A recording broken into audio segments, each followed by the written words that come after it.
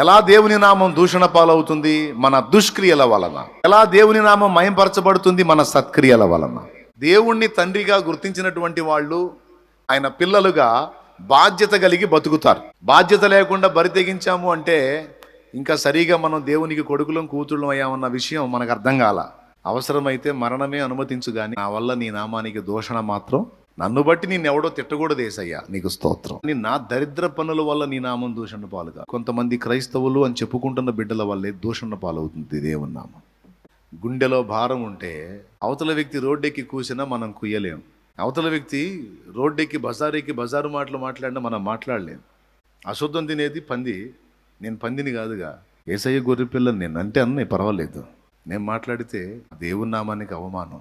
నేను దేవుని ప్రేమను బట్టి ఓర్చుకుంటాను, సహిస్తాను, భరిస్తాను, కానీ నోరెత్తి ఒక్క దూషణ కూడా నేను చెయ్యను క్రైస్తవుడిగా.